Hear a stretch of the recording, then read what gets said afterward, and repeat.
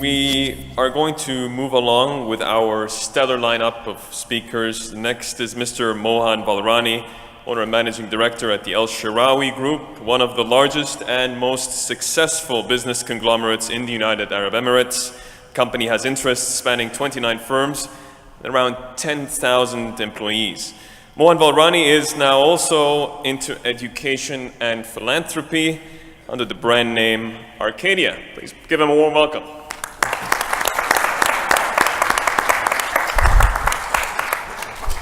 Sorry if I become a little frank, you don't mind about that. Okay.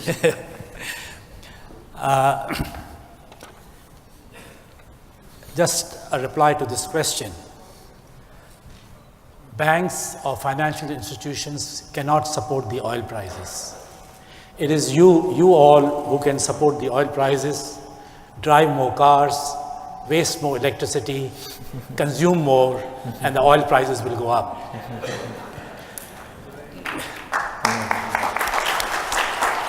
And normally, banks always give you money when you don't need it. But when you need it, they're not supposed to give you, because they have to take care of the shareholder interest. Stakeholders interest, which is me also, because I also have Doha Bank shares, so you have to take care of my interest. I don't blame you for that. Changing dynamics and market opportunities.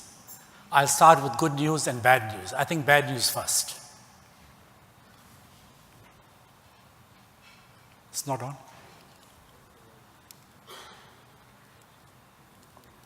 Yeah, okay. Yeah. Bad news, change. Good news, we can manage change. If we can manage change, we can see many opportunities. If you're not willing to change, there are no opportunities for you. If you don't change, you go. It's as simple as that. Bad news, let me start with bad news. Yes, the oil price has dropped from $136 to $40 a barrel. So the amount available to spend has reduced. You have less money, you spend less. Now my presentation is very practical, down to earth. The world is also going through a structural change. Population ever since the last depression, 1929, has risen, which is not the case now. Population is not rising anymore. Fertility rates are decreasing, have decreased. People are having smaller families or no families. In developed countries, people who have money, they have small families. Mortality rate in developed countries have decreased considerably, which has resulted in aging population. Now, aging population and decreasing population, consumption cannot go up, there cannot be development. Robots, which are invented by us, are taking away our jobs. Software is getting smarter, hardware is getting faster. Alternate sources of energy, solar, wind, power, nuclear, becoming the mainstream. Consumption pre-2008 shot up because of the Chinese demand. Demand cannot rise because developed countries have less population and more money, and developing countries have more population and less money. As consumption is going down, the only alternative to sustain prices is production has to be cut in all spheres, whether it's garments, whether it's oil, fossil fuel, you name it. So if consumption goes down, where is the question of growth in development throughout the world? What has this resulted in the Gulf countries? Low spending on capital items, increase, now I'm telling you about the ground realities without getting into figures. Increase in taxes, direct or indirect, austerity measures, reduction of subsidies, defense spending has gone up, increase in financial cost of social security, aging population because of good healthcare, privatization of healthcare and education has started, which is a good thing. Are we looking at a doomsday scenario? Am I trying to create fear? Am I trying to demotivate you? Definitely not. By nature, I'm optimistic. Where does UAE, Qatar, Kuwait stand? Small population. Subsidizing the local population is not an issue. Cost of production of oil, AGCC versus the high cost producers. The average cost may be $27, $30, but there are high cost countries. You have UAE, Kuwait, Saudi, Iraq, Iran on one side, and then you have UK, Brazil, Canada, United States, Norway, Venezuela on the other side. So as far as the Gulf countries are concerned, it's not a major issue. Our cost of production is much lower. Before anything happens, it is the high cost producing countries who have to cut down their production, which is exactly what is happening now. The low price model is not necessarily a bad model. The prices have to go down as much as possible for them to go up, because if they don't go down, they will not rise. But this is exactly what is happening. They had to go to $27 to go to 40 and maybe 50. Never let a serious crisis go to waste. This is exactly what the Gulf countries are doing. They are on the right track. Removing subsidies and increasing certain taxes, indirect taxes, VAT, etc., is the right way to go, is the right path. And I'm happy that they are doing the right things. It's better to be lean and efficient. Market opportunities, the way forward. Singapore has achieved prosperity through education, knowledge, and proactive immigration policy. Singapore has been tolerant towards other cultures that enable them to attract, create, and retain talent. That has created knowledge-based, robust economy. Singapore has no natural resources. It's purely knowledge-based. This is something I want to throw light on. Immigration policy, the HB1 visa, which is very popular in US. If you are a genius, if you're a scientist, you get a visa on the spot. Just for your information, more than 50% of the scientists in US are first-generation immigrants. If they would have not had this policy, probably Apple and Google and you name it, Facebook, would be a different story. So it is the first-generation scientists. 90% of the IIT scientists, the genius in India, migrates to US. If you have the right immigration policy and tolerance, because tolerance attracts talent. Talent will not come to you if you are not tolerant. UAE, in particular Dubai, is in the forefront of change. Other GCC countries have still not moved fast enough. Dubai model should be adopted by all GCC countries. And oil or no oil doesn't matter. We will survive without oil. I've been here for 50 years. I believe in Dubai. Dubai has been good to me, and I think Dubai is absolutely on the right track. Dubai has no oil. UAE has oil. But Dubai knows how to survive and progress without oil. So it is the Dubai model which should be adopted by other GCC countries. There's opportunity in the healthcare sector, considering the aging population. Service sector. Now, there are so many commodity-based businesses, so many commodities which have changed and been converted into a service. To give you one example, the newspaper. Newspaper is a commodity. Converting newspapers into online is a service. Storage. We used to store all data on hard disk. Now you have the Dropbox and you name it. So there's no material involved. So commodity is being converted into services. Of course, technology sector plays a big part, This is again attracting talent. Tourism is again a service. Logistics sector is also a service. Again, I recommend that Dubai model should be followed. Why Dubai? Why do I believe in Dubai?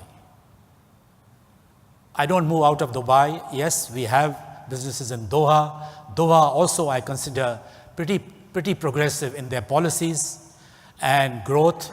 The new stadiums being built, and Doha is also, I would put it, second to Dubai.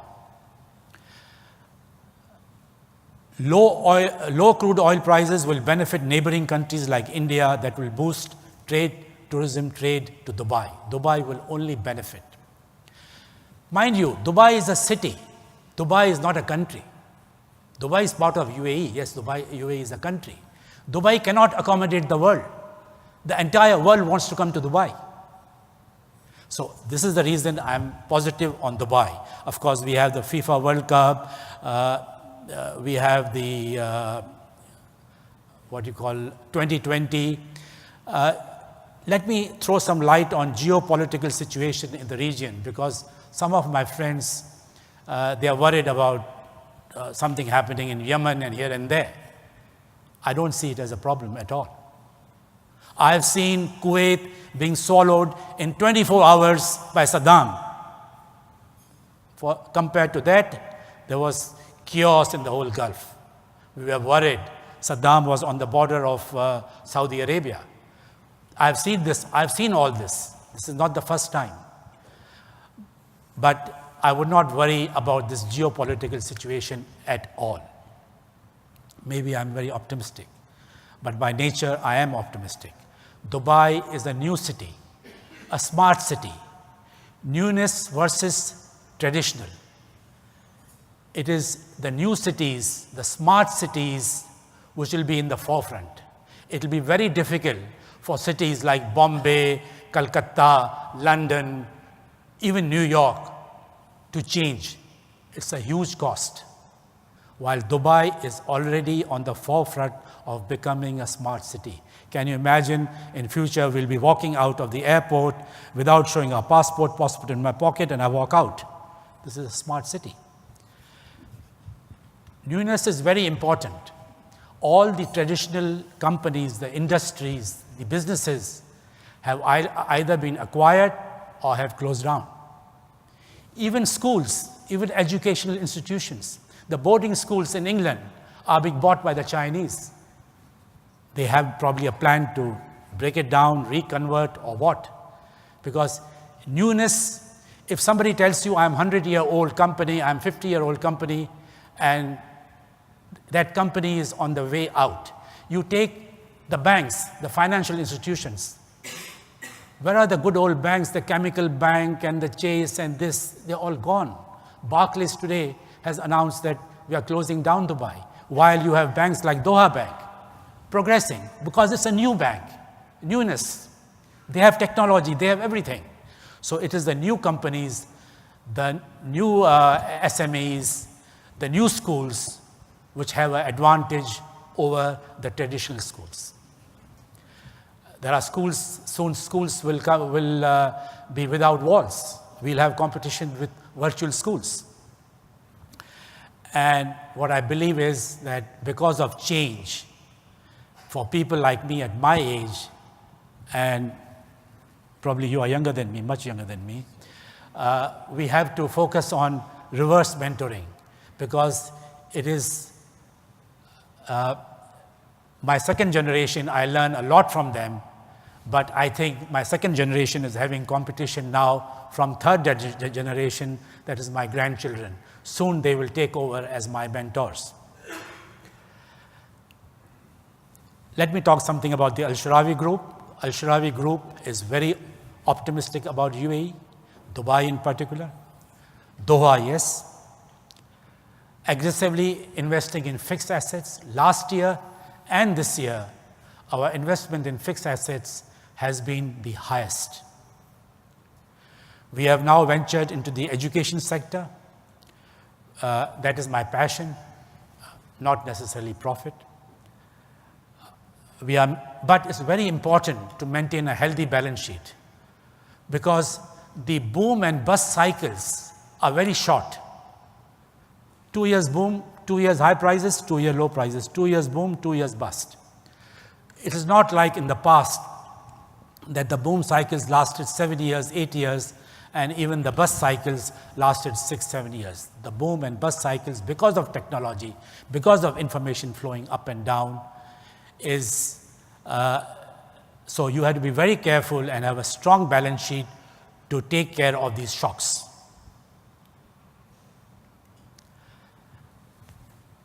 As far as Al-Sharawi is concerned, second generation is in place. My role is that more of a consultant, not necessarily mentor. As I told you, mentor has to be younger than you. I'm focusing now on building schools under the brand name Arcadia, which is a passion for me. Now, when it comes to the Arcadia schools, the first school is the Arcadia Preparatory School. What I'm trying to focus on is a blend between corporate culture and compassion. This is very important. Blending compassion and corporate culture is very important. There are schools not for profit where customer service lacks, and there are schools for profit where compassion lacks. Now, say my first school, the Arcadia Preparatory School, 5 minutes away, I'm building a 22-story building, which is a 5-star teacher's accommodation. Now, 5 minutes away means teachers will have a lot of time. Instead of spending 1 hour on the road, they'll have more time for the school and more time for themselves. Now, this is compassion. But staying 5 minutes away and not wasting time, this is logistics. This is corporate culture. So there is a blend of compassion and corporate culture. When I was the chairman of Indian High School, there was so much unutilized capacity, like the auditorium. Now, I said, give the auditorium on rent. Now, this is corporate culture. You have to utilize your capacity. Happy teachers will be happy students, happy community. That's why it's very important. So many of my friends said, why are you making this building? Give them an HRA allowance. Give them allowance. Let them go and find apartment. Can you imagine teachers arriving from London in the middle of the night, staying in a service apartment or a hotel, looking for an apartment, furnishing it? It's a headache. You demotivate teachers on the spot. As a result, I got the best teachers from England when they saw the Arcadia house. This is the Arcadia house, where my teachers will be staying with ultra-modern facilities. I'm talking about this education because it's a passion for me. So you'll have to bear with me if you're getting a little bored.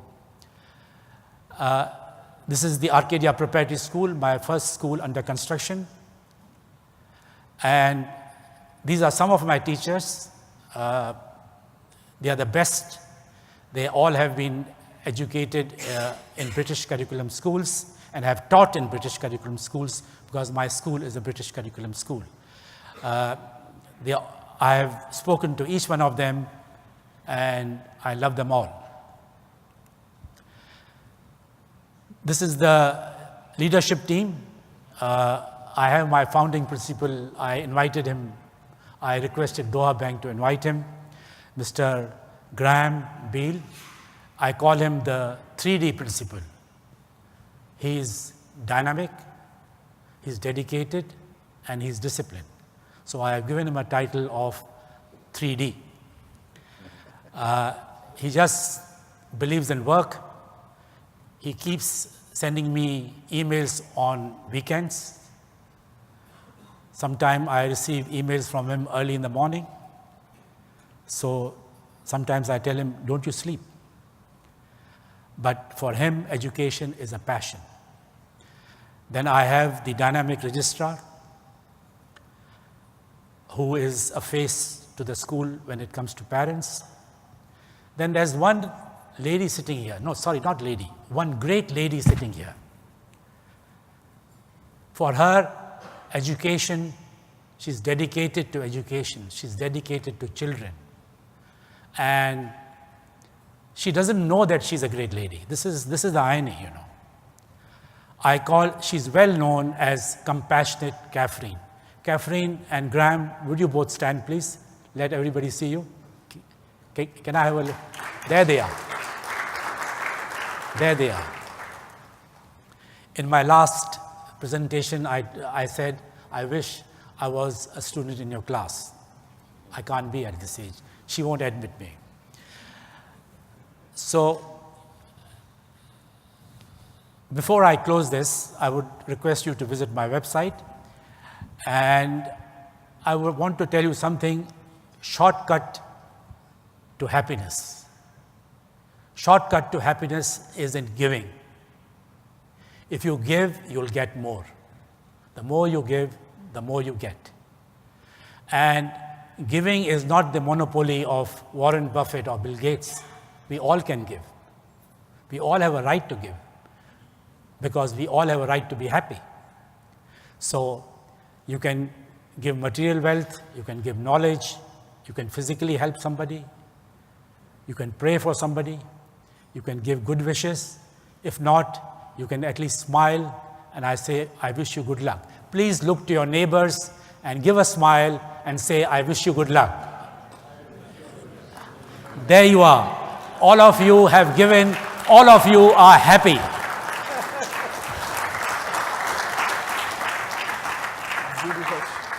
Thank you very much. I had only 15 minutes, so I had to use the slide and everything, try to give you maximum possible. Thank you.